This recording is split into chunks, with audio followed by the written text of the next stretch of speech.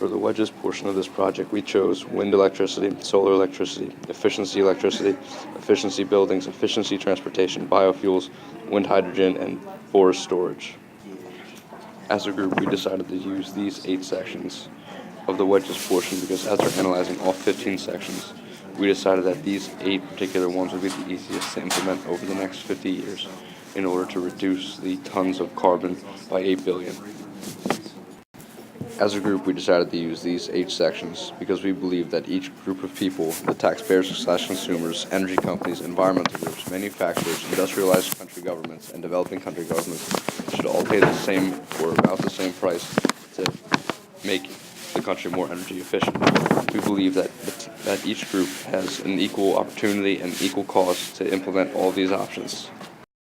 Starting with wind electricity, we decided that this would be a good one to use because its cost isn't too much. The only downside is that people don't want it in their backyards. So then as a group, we decided that we could put this on some kind of government land in order to prevent people from being against the wind electricity option. Next was solar electricity. Solar electricity was a good option, even though it was more expensive because the only downside is that we don't have the materials for it. Although we don't currently have the materials for this particular electricity, I'm sure that the government would be able to obtain more quantities of the materials in order to enhance the amount of solar electricity that the country could use that would then benefit the country greatly. Next is efficiency electricity.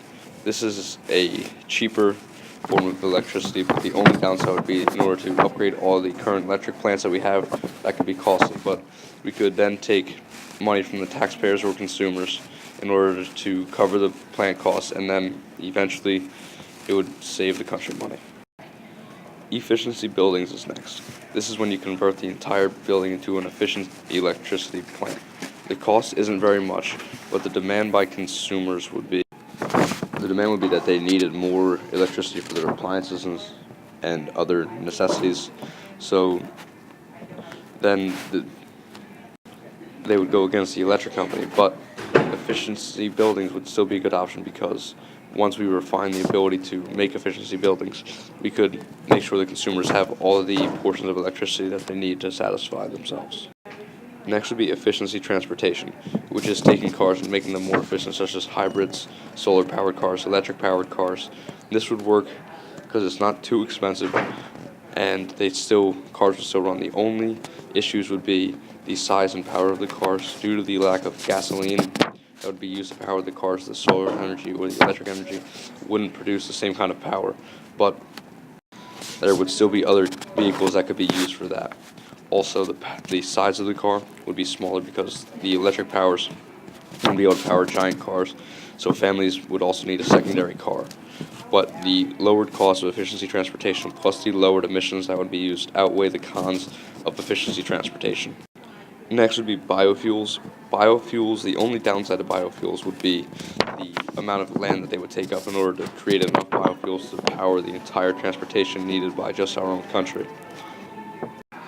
However, the cost of biofuels would not be greater than gasoline now, and if we integrate new ideas such as vertical farms, then biofuels would be a viable option. The cost of biofuels is not greater than gasoline.